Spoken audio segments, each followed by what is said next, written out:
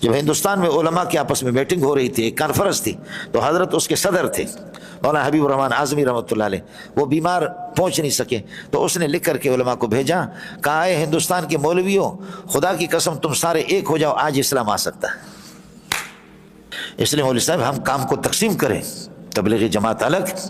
یہ بھی کام ہمیں کرنا ہے، جہاد کا کام ہمیں الگ کرنا ہے، ختم نبوت کا اس کی الگ۔ حضرت شیخ القرآن مولانا غلام اللہ رحمۃ اللہ علیہ فرمایا کہ مفتی محمود کو کہ اوپر اسمبلیوں کا کام آپ کا ہے، آپ کر لیں، اور شرک اور بدعات کا جڑ میں غلام اللہ نکالوں گا، سمجھے؟ جی ہاں، ان کی دوستی بھی تھی، کتنے ہمارے اکابرین کی کتنی،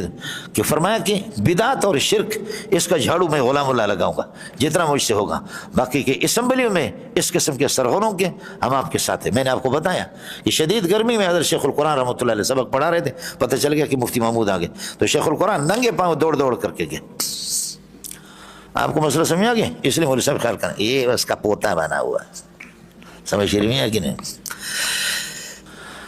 سمجھ شریف ہے کہ نہیں؟ حضرت کے زمانے میں نے عرض کیا کہ 4 بیعتیں ہوتی، بیعت علی الاسلام، بایعتک علی انی اسلمت علی یدک، آپ کے ہاتھ پر میں مسلمان ہو گیا، لا الہ الا محمد رسول اللہ، بایعتک علی الخلافت انک خلیفۃ اللہ فی الارض، تو اللہ کا خلیفہ ہے، میں کسی اور کو نہیں مانوں گا، بایعتک علی الجہاد، جہاد پر، علی اللہ نفر من الجہاد، جہاد سے ہم بھاگیں گے نہیں، میدان سے جان دیں گے، یا غازی بنیں گے یا شہید بنیں گے، اور بایعنک علی اللہ نشرک باللہ شیئا ولا نسرق ولا نزنی ولا نقتل اولادنا ببہتان۔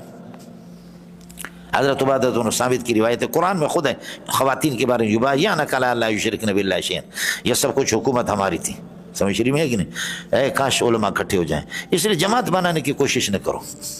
جماعت بنانے کی بالکل کوشش نہ، کمزوریاں کوتاہیاں ہوتی ہیں،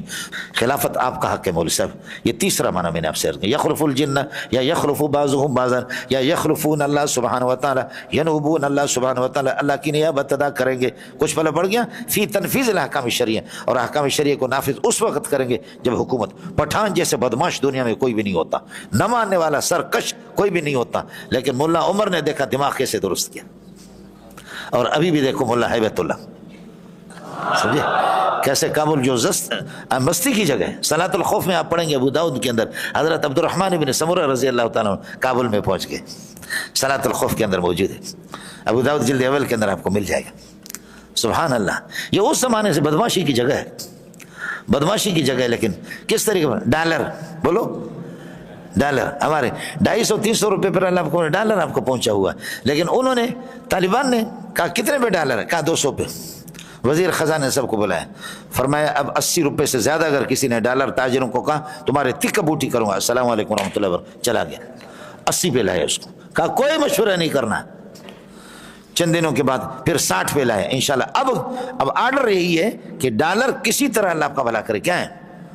ڈالر کو خوب اب افغانی روپے سے کرو، اور 30 سال جنگ لڑنے والا ملک آج جا کر کے اللہ آپ کا بھلا کرو، ان کا 1 روپے افغانی، ہمارے 5 روپے۔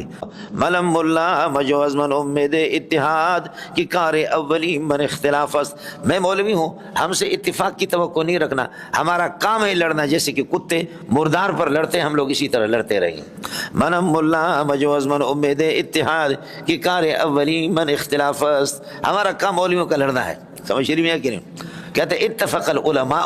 علماء کا اتفاق اس بات پر، علی اللہ یتفقوا، کبھی اتفاق نہیں کریں گے، بولو علماء کا اس پر اتفاق ہے کہ کیا ہے،